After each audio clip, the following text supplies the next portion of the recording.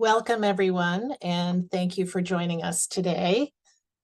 Our program, The Counterfeit Countess, the Jewish woman who rescued thousands of Poles during the Holocaust, with historians Elizabeth White and Joanna Sliwa, is offered today in observance of Yom HaShoah, Holocaust Remembrance Day, which begins tonight at sundown. We honor the memory of the millions who perished during the Holocaust, as well as those like Janina Mehlberg, the subject of this book, who resisted and helped to rescue others.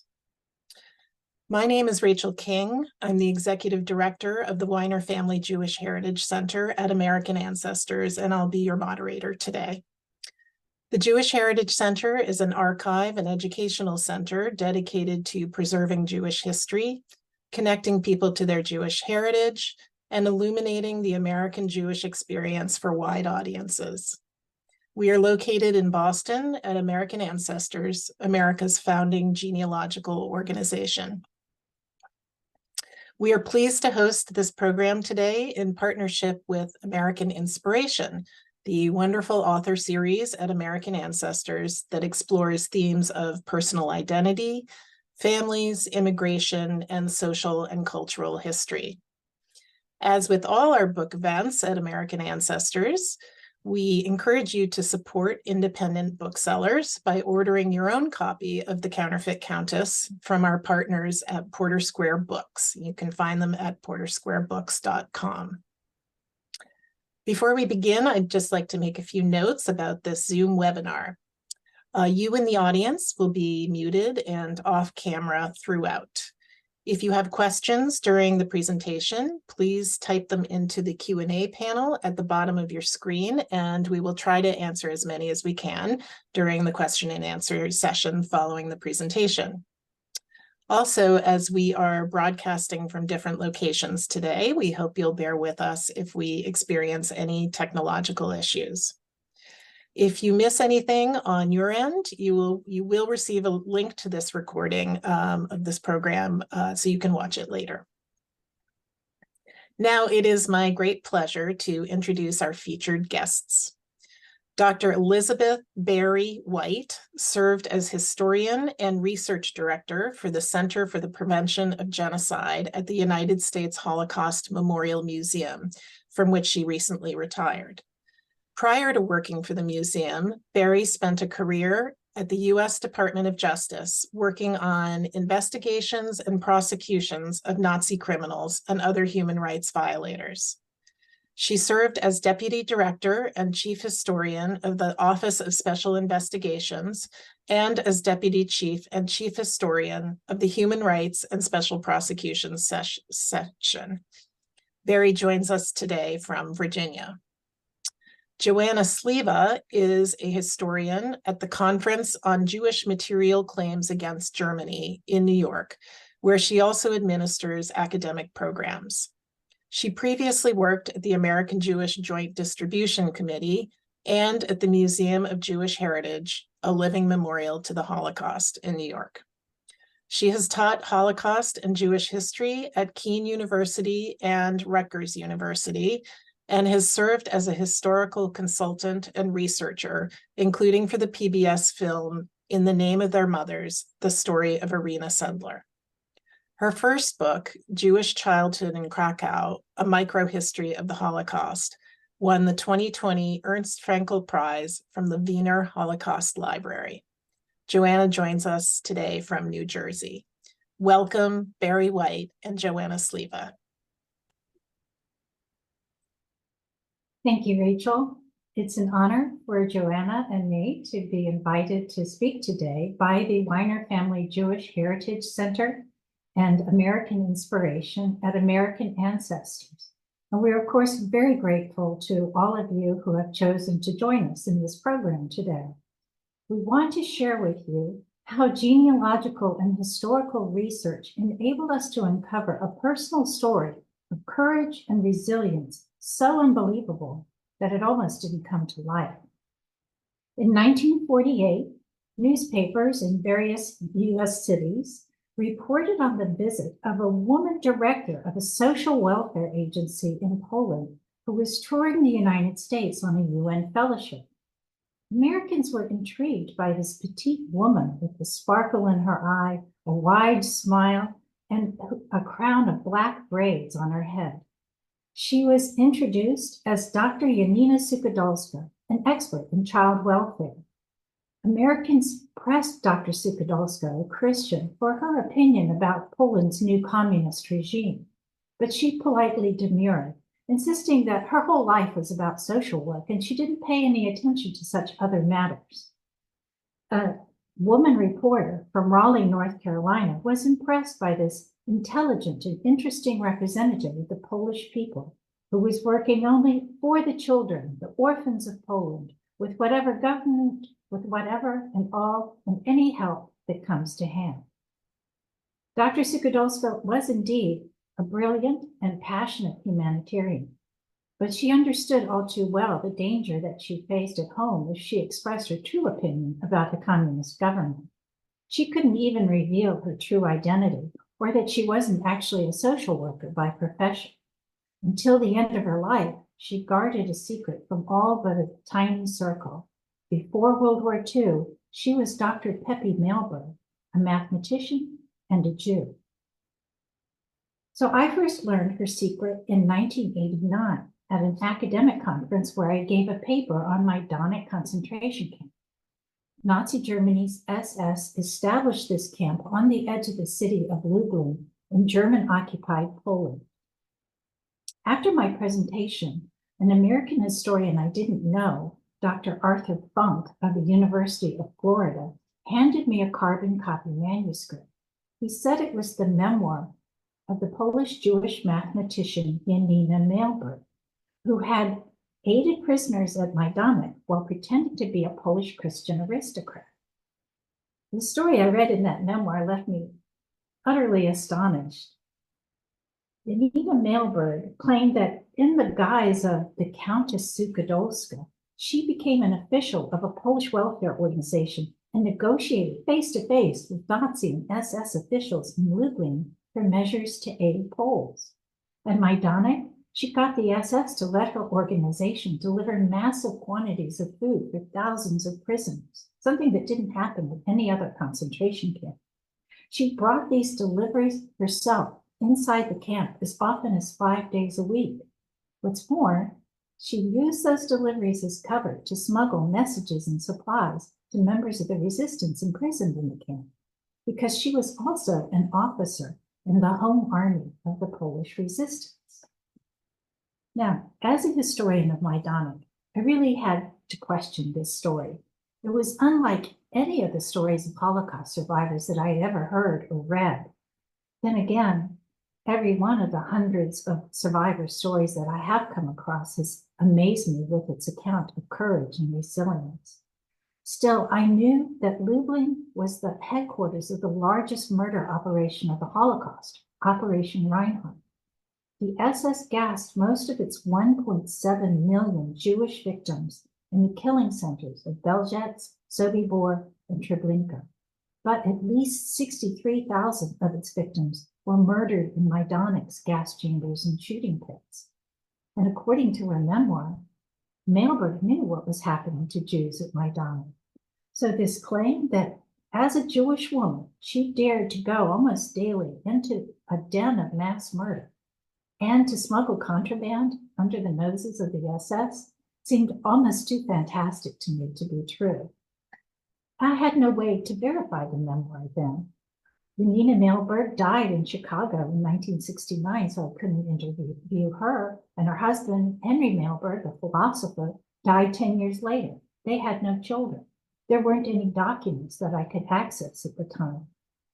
Professor Funk told me that he was going to give the memoir to a couple of archives, so I kept hoping that another historian would come across the memoir and do the work necessary to tell its amazing story, but that never did happen. By 2017, Funk had died. I was worried that I was the only historian who knew about the memoir and its amazing story. And I wondered if I had a responsibility to verify it. To do that, though, I was going to have to overcome some very serious challenges. First, I don't know Polish. Second, I had limited information about Janina Mehlberg from her memoir, which only covers the years 1939 to 1944. And third, as those of you who are family historians likely know, a lot of records have yet to be digitized, which makes them very difficult to discover. So I turned to a close reading of what I had on hand. The manuscript, as you can see here, contains a preface that was written by Janina Mehlberg's husband, Henry, after she died. He wrote that she was born Janina Spinner in 1915. Through a Freedom of Information Act request, I obtained her U.S. immigration records. Here you see her naturalization certificate, and it confirmed that information, as did several issues of Who's Who of American Women. But then I came across two photos taken in 1925 of Henry Mehlberg with his fellow philosophy students. The same woman appears in each, identified in one as Josephine Mehlberg and in the other as Peppy Spinner. This clearly had to be Janina Mehlberg, and yet she clearly is not 10 years old as she would have been if she'd been born in 1915. The early research I was conducting showed that this project was going to require a collective effort. With the help of 4 scholars, 3 of them in Poland, I learned that Janina Mehlberg was born Peppy Spinner in 1905. This got me no closer to proving that she was the Countess, so I kept digging, especially on the internet.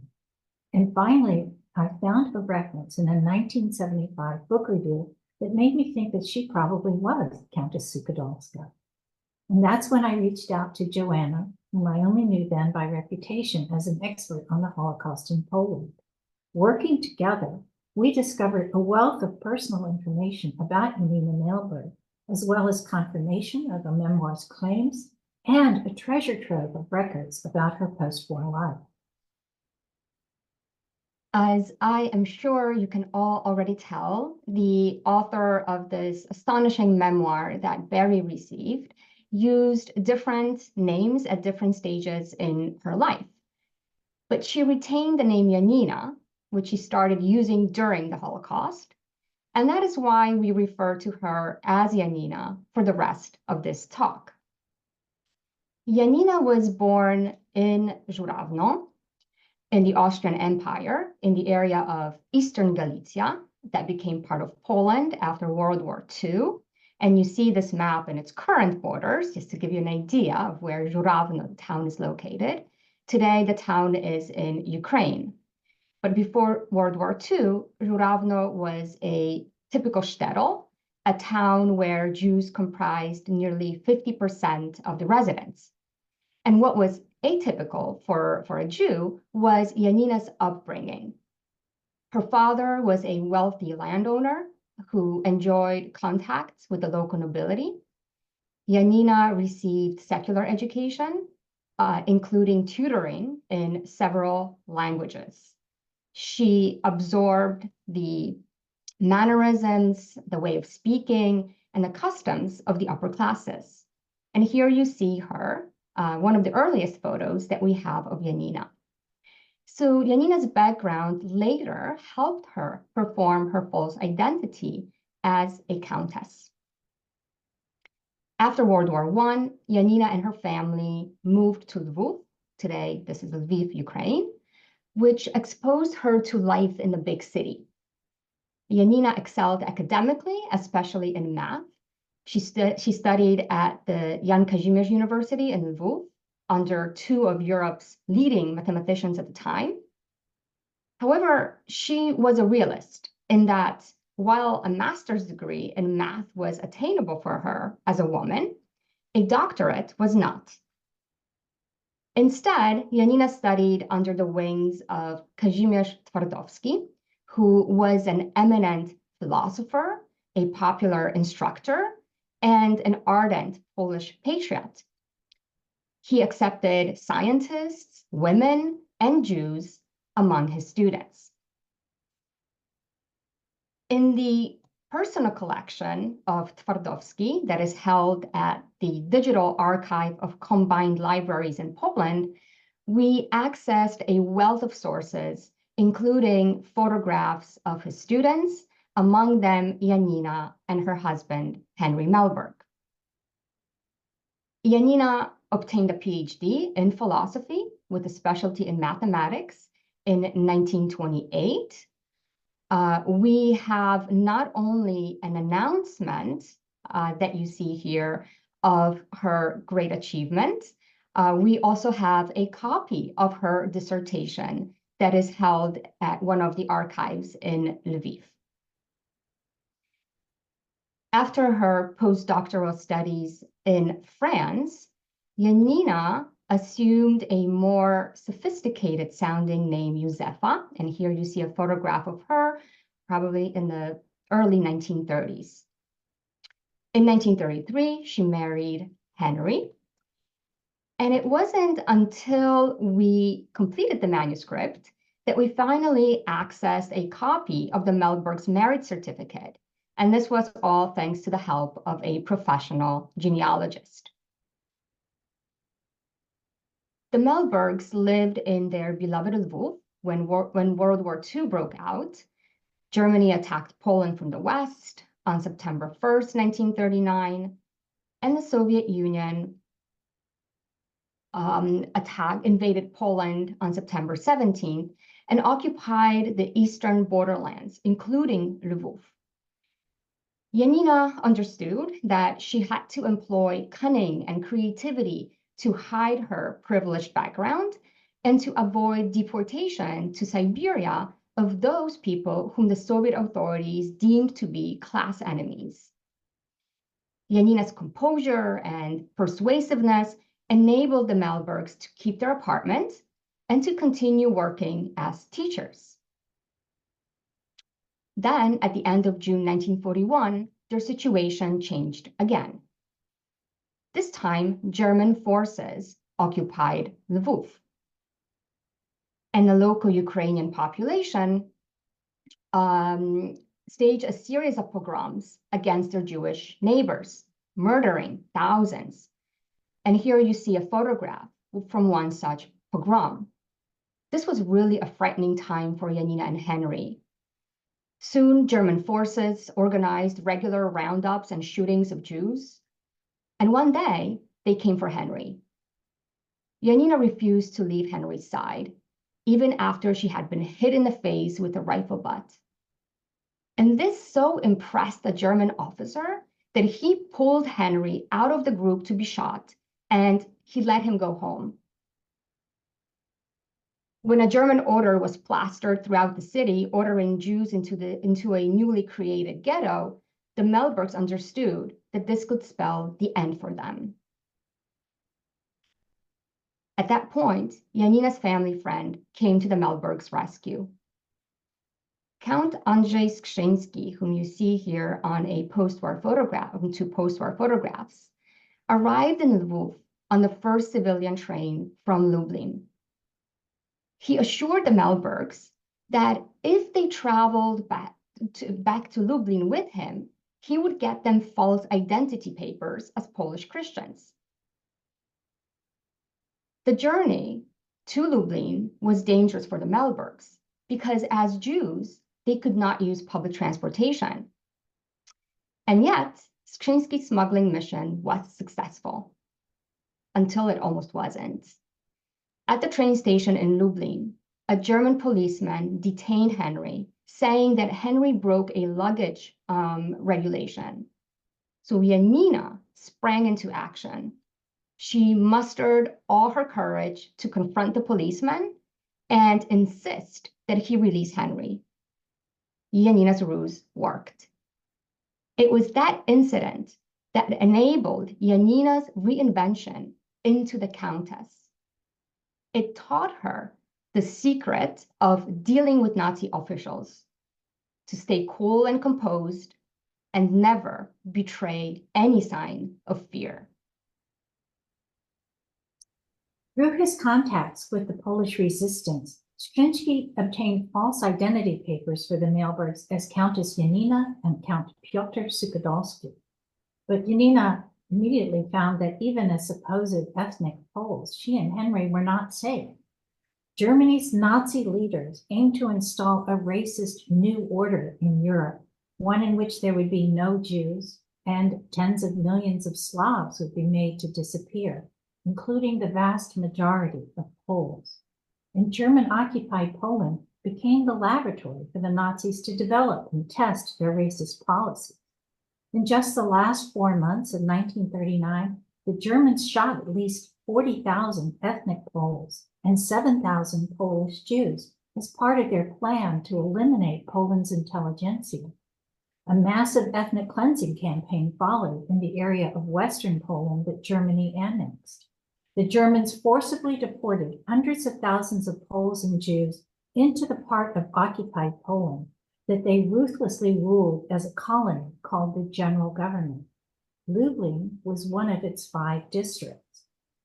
The Germans systematically destroyed Poland's cultural and national treasures, subjected the Poles to a system of apartheid and starvation rations, and abducted more than 2 million Poles to perform forced labor in Germany, separating them from their families. Polish Jews, of course, suffered even worse.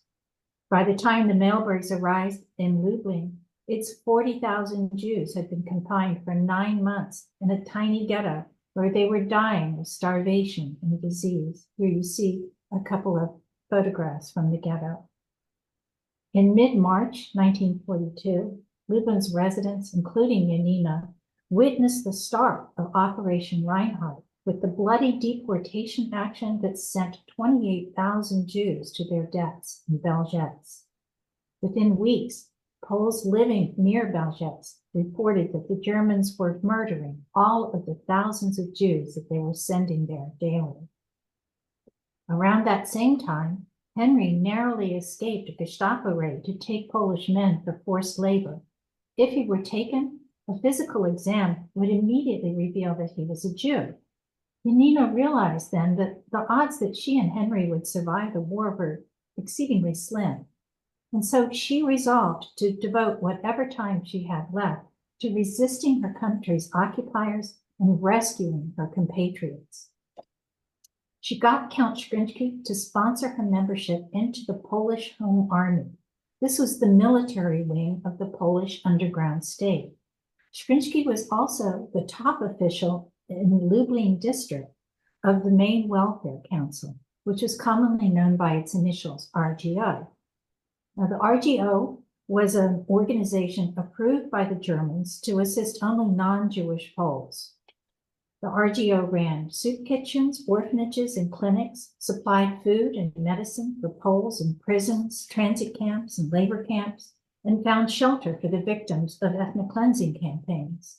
Skrzynski hired Janina to be his right hand. In 1943, the RGO received permission to supply packages, food products, and medicines for Polish prisoners at Majdanek. Skrzynski immediately put Janina in charge of the program. Janina's memoir reveals her passionate dedication to do all that she could to help Majdanek's prisoners, no matter the risk to herself. It seems in the memoir that she never took no as a final answer, and when she finally got to yes, she considered it an invitation to ask for even more. She actually got the SS to approve not only deliveries of food, but to let her take that food right up to the gate of each one of the prisoner compounds that you can see here in this diagram. The compounds were called fields, and you can see that Majdanek had 5 prisoner fields. So by 1944, she was able to deliver enough food to add 1,200 calories to the Polish prisoners' daily diet. I want to read an excerpt now that gives you a sense of how Janina dealt with German officials and framed her requests. This incident occurred in May 1944 when Majdanek got a new commandant. He was Arthur Liebehenschel, previously the commandant of Auschwitz, and before that, the number 2 official in the entire concentration camp system. As soon as he got to Majdanek, he barred the delivery of any packages of food for the prisoners there, and threatened to arrest any RGO worker or official who tried to enter the camp. But Janina insisted on meeting him and finally got an appointment. When she entered his office, she found Liebe Henschel standing at a window with his back to her, and he refused to acknowledge her when she addressed him. Acting as if the situation were perfectly natural, Janina began explaining the purpose of her visit. Suddenly, the commandant erupted. "What do you think you're doing here?" he screamed, still facing the window. "Do you imagine this is a sanitarium for bandits and enemies of our country? Is that why you keep coming here, as if it were a drawing room or something? Feeding these criminals, as if they were the most precious people on earth. This is sheer Polish insolence. Don't you know that this is a concentration camp? Do you think it's a mess hall for gentlemen? You and your committee," he spat. "We should look into your activities. We should investigate all of you, including your precious charges, those darlings you're feeding with such dedication. Why, they look much better off than our soldiers. They're healthy and strong, don't do a stitch of work all day long, and are being fed like princes." Janina was all too familiar with such tantrums from German officials. After Liebe Henschel's tirade ended, she moved to the other window in the office and, with her back to him, calmly continued. "We are an institution approved by the German authorities to care for the needy among the Polish population. And whatever we have done in Majdanek has been with the agreement of the camp administration." "Not anymore," Liebe Henschel barked. Janina was not about to back down. "Perhaps if there's no need for soup now, we could just send some packages," she suggested reasonably. "You Polacks!" he shrieked, expressing all his scorn and loathing with the pejorative term. "We throw you out one door and presto, you come in by another." Then, nonplussed by Janina's cool persistence, he shouted, "I can't hear what you're mumbling there. You're talking to the window." Janina turned. "And I don't hear you too well either, Herr Kommandant, and perhaps that is why we can't seem to come to an understanding." At that, Liebe Henschel turned to face her for the first time, and after studying her for a moment, gestured for her to sit down. Janina proceeded to explain to the commandant how the RGO's help would be to his advantage as well. "You have said yourself," she pointed out, "that the people still here were kept to maintain order in the camp. You surely realize that well-fed workers are more efficient than underfed ones. If you consider soup superfluous, I won't insist on it. I could provide packages instead." He gave up and said gruffly, "Packages, all right, but no luxuries." Through archival research in the records of the RGO and Majdanek, we not only confirmed the claims in Janina's memoir, but discovered that she accomplished even more than she claimed. For example, here is part of a report that Janina filed as Countess Suchodolska about her efforts in the summer of 1943 to win the release of thousands of Poles from Majdanek. These prisoners were peasants, men, women, and children who'd been seized in an ethnic cleansing operation and dumped in Majdanek. The SS quickly sent the able-bodied adults off to forced labor, leaving the rest, mostly children, elderly, infirm, to languish in the camp. And by the end of July, they were rapidly dying from the horrific conditions there. In early August, Janina won the agreement of the SS to release 3,600 of these peasants into the care of the RGO. In the end, though, she was only able to get 2,106 released, and within 2 days, 200 died, more than half of them children. So Janina makes no mention of this incident in her memoir, or of most of the other releases that she was able to win. Based just on wartime records, we documented that she negotiated the release from German captivity of over 9,700 Poles. How many more Poles survived the war with the help of her relief and resistance activities is impossible to calculate. Testimonies, memoirs, diaries, and oral histories were also very important sources for our book. For example, we learned from them how Janina worked with several resistance networks, all run by women, that established contacts with prisoners in Majdanek and smuggled messages and supplies to them. The first person to establish a successful smuggling operation into Majdanek was Saturnina Mom. You can see here she's the second from the right. She was a housewife and volunteer social worker. And in addition to messages, she regularly smuggled medicines into Majdanek that she obtained from doctors and pharmacists in Lublin. At the Majdanek archive, we found some of the secret messages that passed between these networks in the prison, including this one that Janina wrote using her code name, Stefani.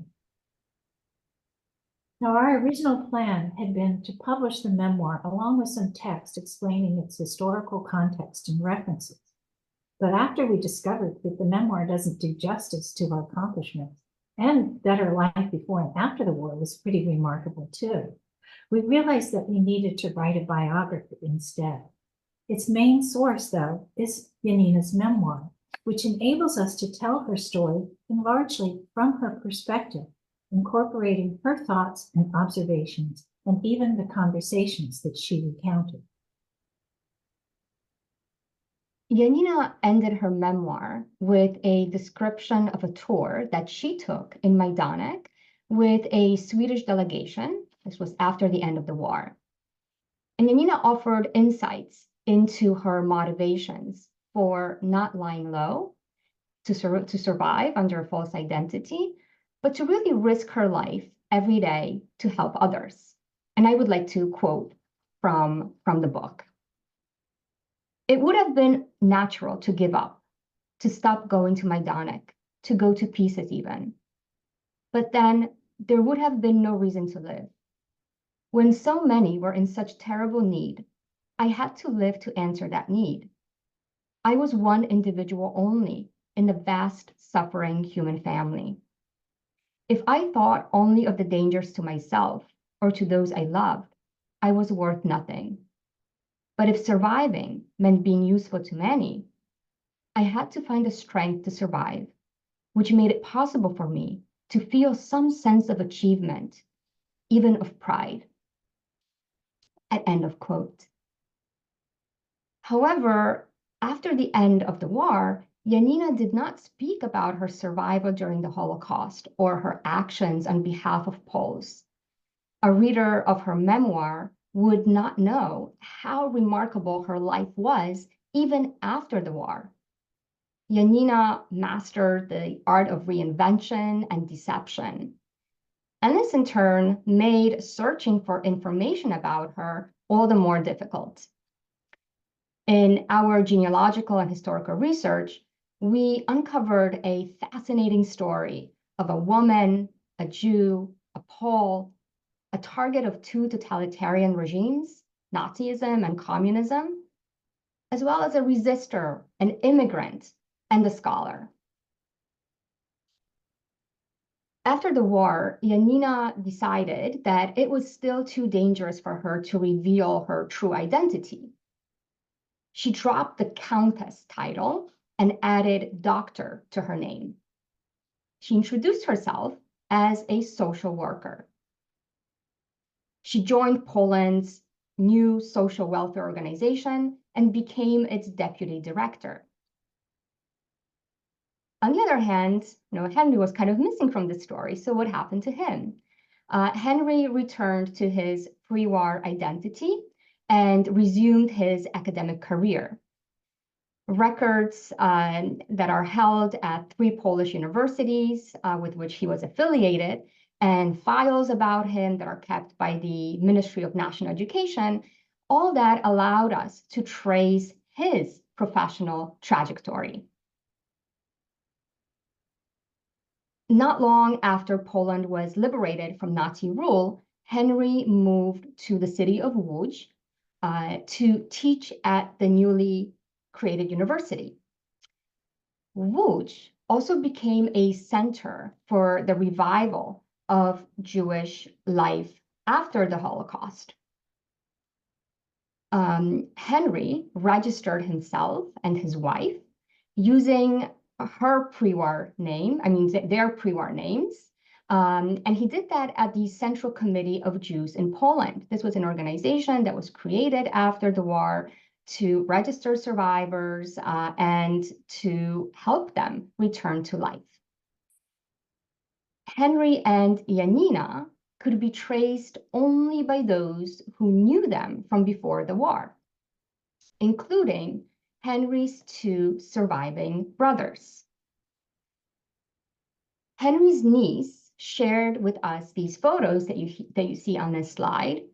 They show a rare occasion when Janina, Henry, and his two brothers, Juliusz and Isidor, and their wives were able to reunite. But rising anti-Semitic violence in Poland convinced them all that they had to leave the country. Janina's work took her all over Poland, and she saw firsthand the tragic consequences of the war for the Polish people and their country. But she also witnessed the challenging situation of Jews. And she learned of the harassment of intellectuals who swayed from the Communist Party line. All this confirmed Janina's resolve to leave Poland. At the beginning of the talk, Barry spoke about Janina's tour of the United States as Dr. Suchodolska, a Polish welfare official. Janina used that opportunity to establish contact with scholars who could secure an academic position for her husband. While she had to pretend to be Professor Henry Mehlberg's friend, that was for safety reasons, she could confide in two people. This we learned thanks to the letters that Janina sent to her dear friend, Dr. Anna Rudzinska, who was a biologist and zoologist, and she taught at Jan Kazimierz University in Lwów before the war, the same university which Janina attended. Anna and her husband, the philosopher Dr. Aleksander Witold Rudzinski, were Polish Jews. And Rudzinski, Aleksander Witold, served as the acting chief of the Polish delegation to the United Nations. The letters, and you see snippets of those letters here, along with the photographs, are held at the New York Public Library. Henry secured a sabbatical to depart for a fellowship at the University of Toronto in Canada in 1949. A string of letters that he sent to various Canadian and American Jewish organizations detail his efforts to help his wife, Janina, leave Poland. And we access these records at the YIVO Institute for Jewish Research in New York and at the Ontario Jewish Archives. Janina escaped from Poland in August 1950. The Canadian representation in Berlin and the Jewish Immigrant Aid Society in Canada arranged for her travel to Toronto, where she reunited with Henry. This time, she became Dr. Josefa Janina Spinner Bednarski Mehlberg, mathematician. She claimed to be 10 years younger than her actual age. We believe that she did this because she wanted to work as a mathematics scholar. As a woman, the odds of her getting a teaching position at a university were very small, and they were even worse for a woman in her mid-40s than for one in her mid-30s.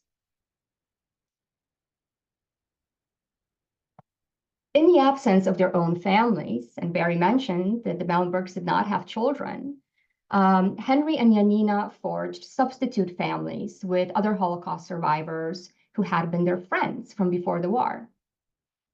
Joseph and Gisela Klinghoffer's son, Irvin, you see him as a boy here on his photo, in these photos, remembered Henry as a reserved, introspective, but witty man, the opposite of Janina, whom he remembered as outgoing, cheerful, and charming.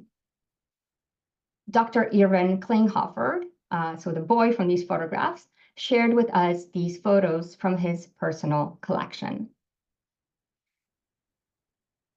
While they created a new life for themselves in Canada, the Mehlbergs wanted to settle in the United States.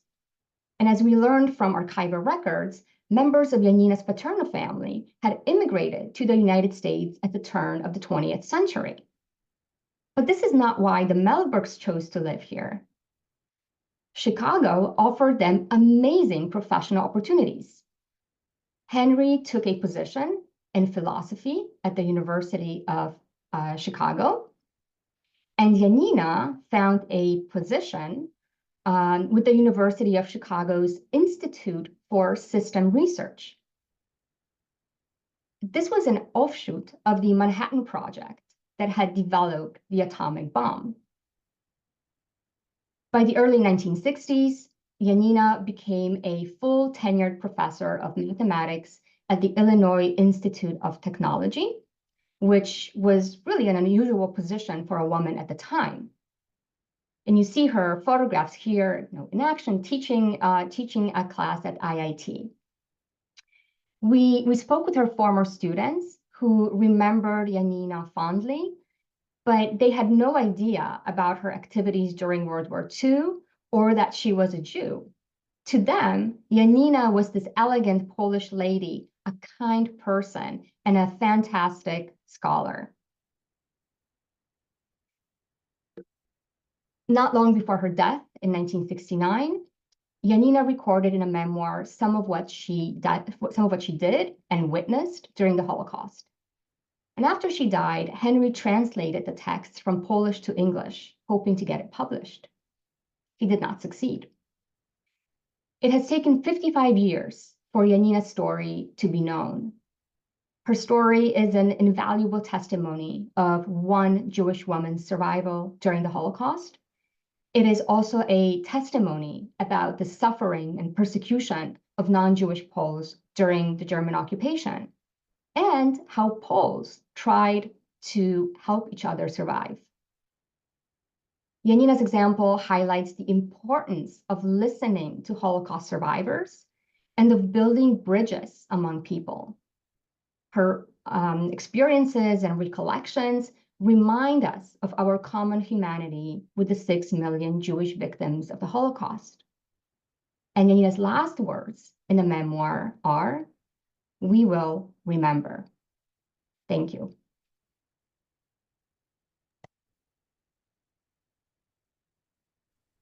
Thank you so much for that really powerful presentation and for this incredible book, which I will tell our audience is really gripping and beautifully historically researched, and the story of just a remarkable, remarkable woman. So I would love to now turn to questions from our audience, and just a reminder to submit your questions into the Q&A box at the bottom of your screen.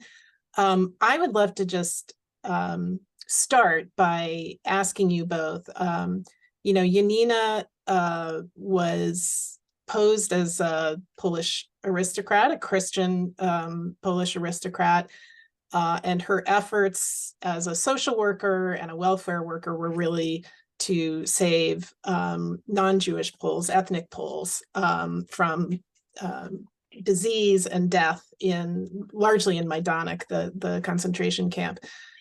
And she really never, from the sounds of it, she never broke character. She played that role throughout of a Christian Pole saving other Poles.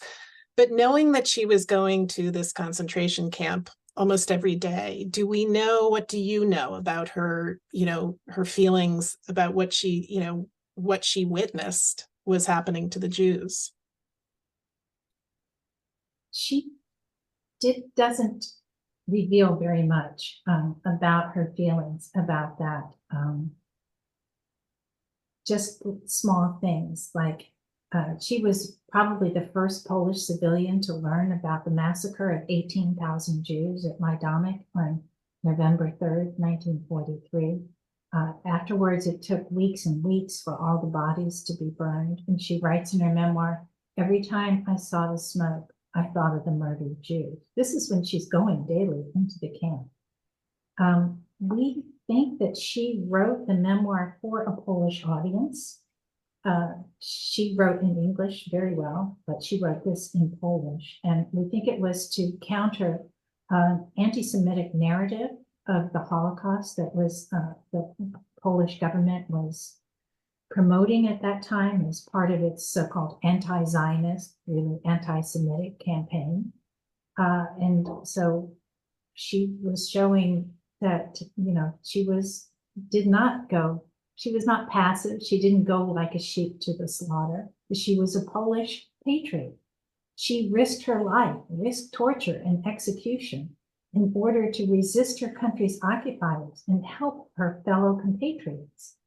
And she was very grateful to the Christian Pole who rescued her and her husband. And she also wanted to pay tribute to the Poles who worked alongside her in the anti-communist resistance and in the RGO, which the communists didn't like, accused of being collaborators with the Germans after the end of the war. And basically the RGO had been written out of Polish history. So with that audience, we think that's why she did not really write very much about, only 14 pages about her life between 1939 and when she got to Lublin in 1941. You mentioned earlier, and the book recounts many instances, really remarkable instances, when she stood up to this or that Nazi commandant or some official who was telling her, no, I will not. You know, you read the excerpt about the commandant standing in the window and screaming at her, and there are numerous other instances of her being told no by these officials, and she just keeps persisting, and, you know, most often got what she wanted, which was to, you know, deliver food and medical supplies and help to people in the camp.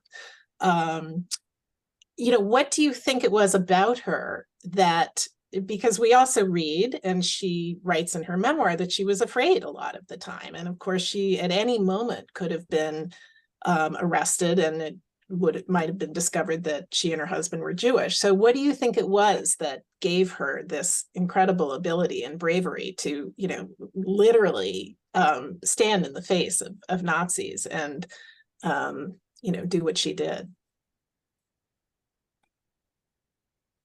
I think really it was a combination of factors. It was what Barry just talked about, but it was also Janina's kind of determination. And I think we've seen that throughout her life, that she did not settle when someone told her no, that when she had a goal in mind, she kept pressing because she was committed to it. And so I think that played a role in that as well.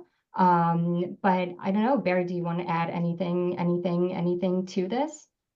Well, Henry wrote in his preface that Janina based her actions during the war on a simple mathematical principle, which was that one life has a lesser value than multiple lives, and her own life would have no value if she didn't use it to save others. And she really felt that. She got to the point where she said, I'm not going to survive, so I'm not going to worry about surviving. Now I need to worry about how to die a meaningful death.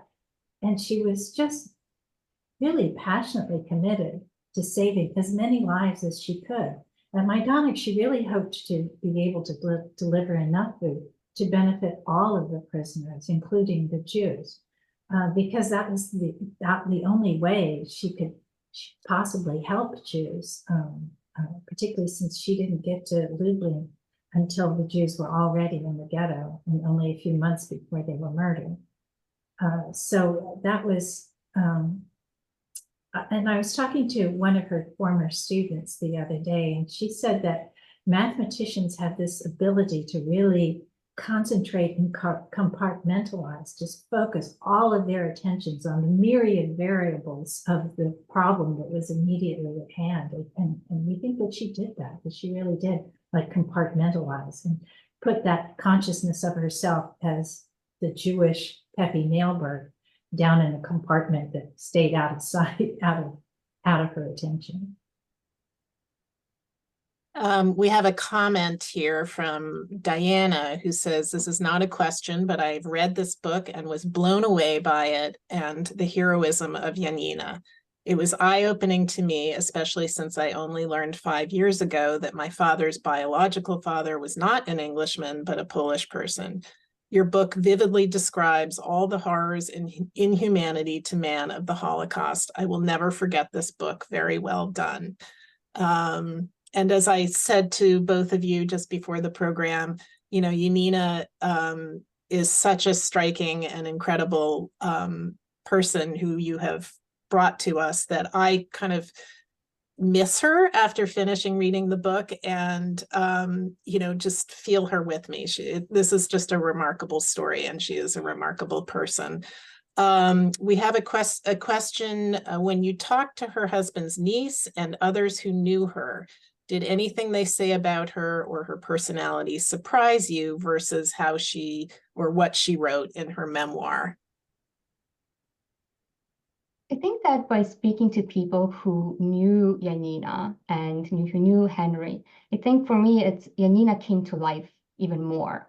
And it confirmed these conversations with the niece, for example, with Janina's former students, confirmed a lot of what we already kind of knew from the memoir, or what we assumed about Janina and her character for the memoir. But it was really special to speak with people who, like for the niece, who lived with the Mehlbergs in Chicago while the niece was going to school there.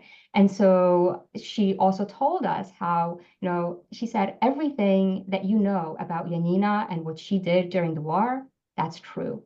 But the niece did not know all the details because Janina did not speak about them. I mean, this was the 1960s. Survivors did not speak in classrooms. They did not give testimony the way and report their stories of their persecution and survival the way that they have, you know, since the 80s, 90s. It was very different in the 1960s. So the memoir is the only evidence kind of that we have that was written by Janina about her experiences and recollections of the war. Mm-hmm. We have a couple of questions here about how well known she was or wasn't or has been or has not been since, you know, in Poland, particularly since she came to the United States. She and Henry resumed their academic careers. Did that get back to Poland at all, or has she been sort of erased there? Are there any tributes or memorials or remembrances of her in her homeland? Well, no, because this is the first time her story is being told. So there was a Countess Suchodolska who did relief and resistance work at Majdanek. That was known, you know, and it was known to the experts at Majdanek. And she's mentioned by a number of former Majdanek prisoners and also in some post-war studies. But the fact that she was actually a Jew, that she was using an alias, that's completely new. We revealed this for the first time. And of course, scholars know about Dr. Pepi Mehlberg, mathematician from Lvov. And there's ongoing research by Polish scholars in the history of mathematical field, and the involvement of Jewish scholars in the field. But no one knew that the Dr. Pepi Mehlberg, the pre-war Dr. Pepi Mehlberg, was the wartime Countess Janina Suchodolska. That was new to people. There are many people thanking you for presenting this fascinating and compelling story. Several people have read the book. One person, Harry, comments, I was surprised at how well the Nazi death plans were understood by the RGO, and that is the welfare agency that Janina was working for and representing. How well they were understood by the RGO and similar groups, and informed the RGO actions and the assignments of the Nazi commandants. How could that be? So how were they getting that information, and what were they doing with it? Well, it was very important for us to tell Janina's story, to use Janina's story to explain the larger historical context of the whole Nazi plan to install a racist new order in Europe, which involved eradicating the Jews, but also eventual genocide of the Poles and other Slavs as well. And contrary to what some people claim, it was not a secret what was happening in Poland. It was happening right in the midst of the Poles. And as I mentioned, within like 3 weeks of Belzec beginning to operate, Poles living in the area figured out they could, there were these thousands of Jews going into this small facility. No food was going in. No Jews were ever seen coming out. They were obviously being killed there. And how was the only mystery. Some people thought, well, it might be by electrification or a vacuum pump or maybe poison gas, right? But the fact that Jews were being murdered was known, and first by the people who lived in the vicinity of where the murders were being carried out. And then that was relayed throughout Poland and beyond Poland to the Allies, to the Vatican. So it was not a secret. We have time for just another question or two. Colin asks, did the Countess practice, well, I guess, resume practice as a Jew in Canada or the United States when she moved here? Do we know anything about their lives in North America and what they chose to practice? Well, we know that the Mehlbergs were not observant, religiously observant even before the war. I mean, they were Jewish. They were persecuted as Jews as well. But after the war, we have some indication that they were active in Toronto and some in a Jewish community center. Their friends were Jewish, also Holocaust survivors. But we don't have much information. And like I said, like even the students did not know that that Janina was Jewish. However, after reading the memoir and learning more about Janina before the war and after the war, I think it becomes evident that Janina's actions during the war were really guided by a lot of Jewish values. And I think one of them that really stands out is pikuach nefesh. Of course, it's like the saving of the soul, but saving of life above everything. And this was the major value that she abided by. One last question. Can you tell us where they're buried? She and Henry. She is buried in Chicago, and I believe that Henry is buried in Gainesville, Florida, where he went after Janina died. After he retired from the University of Chicago, he had an emeritus position at the University of Florida, and that's where he married his third wife. So right after Janina died, he married her sister, and then she died, and he married his nurse.